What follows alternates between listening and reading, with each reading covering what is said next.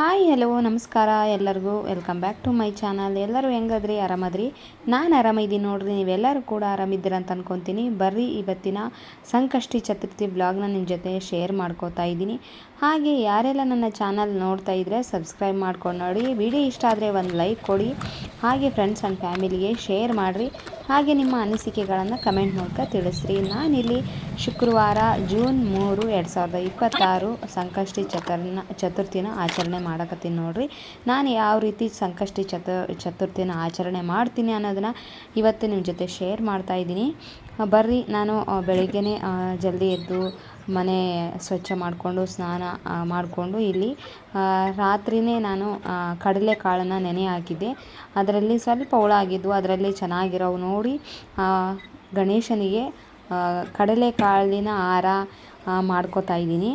ಕಡಲೆಕಾಳನ್ನು ಗಣೇಶನಿಗೆ ವಿಶೇಷವಾಗಿ ಅರ್ಪಿಸ್ತಾರೆ. ಕಡಲೆಕಾಳು, ಹಾಗೆ ಎಕ್ಕದ ಹೂವು, ಬೆಲ್ಲ, ಕೊಬ್ಬರಿ ಮತ್ತು ಮೋದಕ, ಇನ್ನು ನಿಮಗೆ ಯಾವ ರೀತಿ ಅನುಕೂಲ ಇರ್ತದೋ ಅದನ್ನ ಅರ್ಪಣೆ ಮಾಡ್ಬೋದು ನೋಡಿರಿ.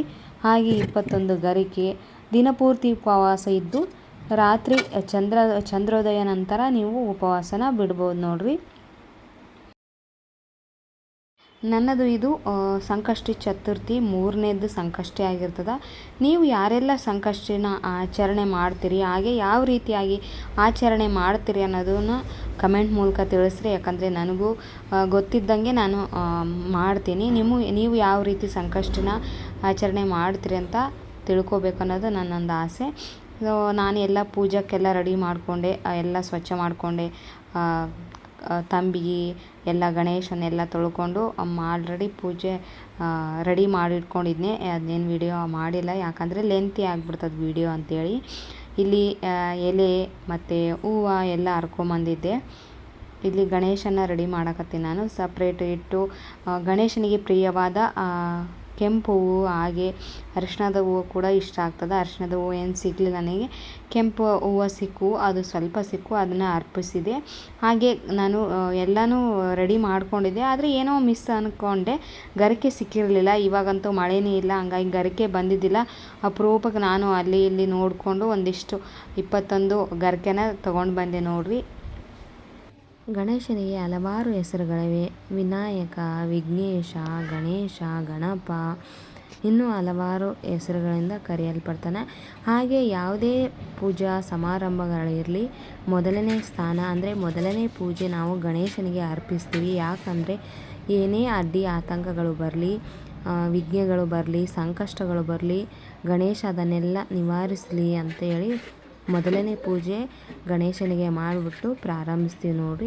ಹಾಗಾಗಿ ಏನೇ ಸಂಕಷ್ಟ ಬರಲಿ ಅದನ್ನು ಎದುರಿಸುವಂಥ ಶಕ್ತಿ ಗಣೇಶ ನಮಗೆ ಕೊಡಲಿ ಅಂಥೇಳಿ ಈ ಗಣೇಶ ಸಂಕಷ್ಟ ಚತುರ್ಥಿಯನ್ನು ಆಚರಣೆ ಮಾಡ್ತಾರೆ.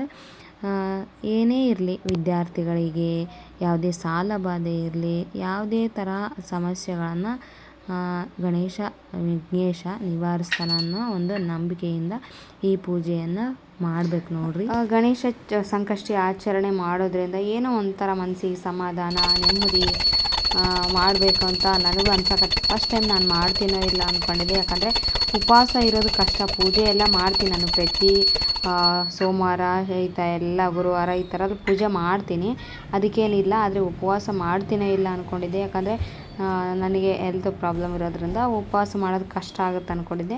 ಆದರೆ ಗಣೇಶ ಅದನ್ನೆಲ್ಲ ನೆರವೇರಿಸ್ತಾನೆ ಅಂಥೇಳಿ ದಿನಪೂರ್ತಿ ಉಪವಾಸ ಮಾಡ್ತೀನಿ. ಈ ಸಲ 9:45 ಒಳಗೇ ಚಂದ್ರೋದಯ ಆಗ್ತದೆ ಅಂತ ಹೇಳಿದರು. ಹಂಗಾಗಿ ಪರವಾಗಿಲ್ಲ. ಹೋದ ಸಲ ವಿಭುವನ ಸಂಕಷ್ಟಿ ಇತ್ತಲ್ಲ, ಅವಾಗಂತೂ 11:20 11:15 ಆಯಿತು ಎಲ್ಲ ಪೂಜೆ ಮುಗಿಸಿ ಊಟ ಮಾಡೋದು.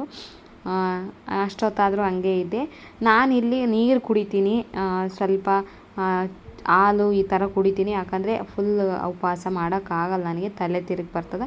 ನೀವು ಯಾವ ರೀತಿ ಅಂದರೆ ನಿರಾಹಾರ ಉಪವಾಸನೂ ಮಾಡೋರು ಮಾಡ್ತಾರೆ, ನನ್ನ ಕೈಲೇ ಆಗಿಲ್ಲ. ಹಂಗಾಗಿ ನಾನಿಲ್ಲಿ ನೀರು ಕುಡಿತೀನಿ ಮತ್ತು ಹಾಲು ಈ ಥರ ಒಂದು ಸಲ ತೊಗೊತೀನಿ. ಯಾಕಂದರೆ ದಿನಪೂರ್ತಿ ಉಪವಾಸ ಇರೋದಂದರೆ ಸುಮ್ಮನೆ ಅಲ್ಲ, ಅದು ರೂಢಿ ಇರಬೇಕು. ನನಗೇನು ರೂಢಿ ಇಲ್ಲ, ಉಪವಾಸ ಮಾಡಿರಲಿಲ್ಲ ನಾನು. ಮೊದಲೆಲ್ಲ ಮಾಡ್ತಿದ್ದೆ, ಆದರೆ ಹೆಲ್ತ್ ಇಶ್ಯೂ ಬಂದಾಗಿಂದ ಮಾಡೋಕ್ಕಾಗ್ತಾ ಇದ್ದಿಲ್ಲ.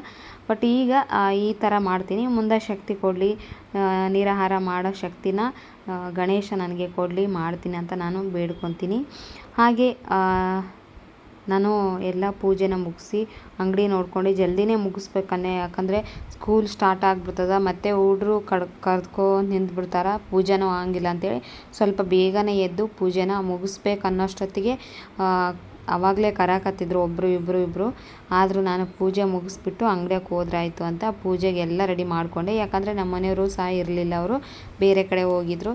ಅವರಿದ್ದರೆ ಪರವಾಗಿಲ್ಲ, ಮನೆ ಅಂಗಡಿಯಾಗಿರ್ತಾರೆ, ನಾನು ಪೂಜೆ ಮಾಡ್ಕೋಬೋದು ಅನಿಸ್ತಿತ್ತು. ಆದರೆ ನಮ್ಮ ಮನೆಯವರು ಇರ್ಲಾರ್ದ ಕಾರಣ ಸ್ವಲ್ಪ ಬೇಗನೆ ಎದ್ದು ಮನೆ ತೊಳ್ಕೊಂಡು ಮತ್ತು ಎಲ್ಲ ಕ್ಲೀನ್ ಮಾಡಿಕೊಂಡು ಮಾಡೋಷ್ಟೊತ್ತಿಗೆ ಸರಿ ಹೋಗುತ್ತೆ ಅಂತೇಳಿ ನಾನು ಎಲ್ಲನೂ ರೆಡಿ ಮಾಡಿಕೊಂಡೆ ನೋಡಿರಿ. ನನ್ನ ಪೂಜೆ 9 ಗಂಟೆ ಒಳಗೆ 8 ಗಂಟೆಗೇ ಆಗೋಗಿತ್ತು. ಸ್ವಲ್ಪ ಬೇಗನೆ ಎದ್ದಿದ್ದೆನಲ್ಲ, ಅದಾದಮೇಲೆ ರಾತ್ರಿ ಮತ್ತು ಅರ್ಘ್ಯ ಬಿಟ್ಟು ಚಂದ್ರ ನೋಡಿದ ಮೇಲೆ ಉಪವಾಸ ಬಿಡಬೇಕಲ್ಲ, ಹಾಗಾಗಿ ನಾನು ರಾತ್ರಿ 9:30 ಮೇಲೇ ಅರ್ಘ್ಯ ಬಿಡೋಕೆ ಎಲ್ಲ ರೆಡಿ ಮಾಡಿಕೊಂಡೆ. ಈ ಸಲ ಚಂದ್ರ ಕಾಣಲಿಲ್ಲ. ಹೋದ ಸಲ ಕಂಡಿದ್ದ, ಫಸ್ಟ್ನೇ ಸಲ ಕಂಡಿರಲಿಲ್ಲ, ಯಾಕಂದರೆ ಮೋಡ ಇತ್ತು. ಈ ಸಲನೂ ಅಷ್ಟೇ, ಮೋಡ ಕವಿದ ವಾತಾವರಣ ತುಂಬಾ ಐತಿ. ಇವಾಗ ಎಲ್ಲ ಕಡೆನೂ ಮೋಡ ಇರೋದ್ರಿಂದ ಚಂದ್ರ ಕಾಣಲಿಲ್ಲ. ಸೊ ಹಂಗಾಗಿ ನಾನೇನು ಮಾಡಿದೆ ಅಂದರೆ, ನನಗೆ ಹೇಳಿದ್ದು ಇದರಲ್ಲಿ ನೋಡಿದ್ದು ನಾನು, ಒಂದು ವೇಳೆ ಕಂಡಿಲ್ಲ ಅಂದರೆ ಈ ಥರ ಒಂದು ಪ್ಲೇಟಲ್ಲಿ ಅಕ್ಕಿ ಹಿಟ್ಟಿನಿಂದ ಚಂದ್ರನ ಮಾಡಿಬಿಟ್ಟು ಹಾಗೆ 108 ಬಾರಿ ಓಂ ಗಂ ಗಣಪತಿ ಅಂತ ಮಂತ್ರವನ್ನು ಜಪ ಮಾಡಿ, ಹಾಗೆ ಅದಾದಮೇಲೆ ಚಂದ್ರನಿಗೆ ಅರ್ಘ್ಯವನ್ನು ಬಿಟ್ಟು ಉಪವಾಸ ಬಿಡುವುದು ಪದ್ಧತಿ. ನಾನಂತೂ ನನಗೆ ತಿಳಿದಷ್ಟು ಮಟ್ಟಿಗೆ ನಾನು ಮಾಡಿದ್ದೀನಿ. ನೀವು ಯಾವ ರೀತಿ ಸಂಕಷ್ಟಿ ಚತುರ್ಥಿನ ಆಚರಣೆ ಮಾಡ್ತೀರಾ ಅಂತ ಕಮೆಂಟ್ ಮೂಲಕ ತಿಳಿಸ್ರಿ, ಯಾಕಂದರೆ ನಾನು ಕೂಡ ತಿಳ್ಕೊತೀನಿ. ಇದಾಗಿತ್ತು ನೋಡ್ರಿ ನನ್ನ ಸಂಕಷ್ಟಿ ಚತುರ್ಥಿಯ ವ್ಲಾಗು. ವಿಡಿಯೋ ಇಷ್ಟ ಆದರೆ ಲೈಕ್, ಶೇರ್, ಕಮೆಂಟ್ ಮಾಡಿ. ಹಾಗೆ ನಿಮ್ಮ ಅನಿಸಿಕೆ ಅಭಿಪ್ರಾಯನ ಕಮೆಂಟ್ ಮೂಲಕ ತಿಳಿಸ್ರಿ. ಹೆಂಗೆ ಅನ್ನಿಸ್ತು ನಿಮಗೆ ವಿಡಿಯೋ? ಇಷ್ಟ ಆದರೆ ಒಂದು ಲೈಕ್ ಕೊಡೋದನ್ನು ಮರಿಬೇಡಿ. ಆದಷ್ಟು ವಿಡಿಯೋನ ಫ್ರೆಂಡ್ಸ್ ಆ್ಯಂಡ್ ಫ್ಯಾಮಿಲಿಗೆ ಶೇರ್ ಮಾಡಿರಿ. ನಾನು ನಿಮಗೆ ಮತ್ತೆ ಮುಂದಿನ ವಿಡಿಯೋದಲ್ಲಿ ಸಿಗ್ತೀನಿ. ಅಲ್ಲಿವರೆಗೂ ನಮಸ್ಕಾರ.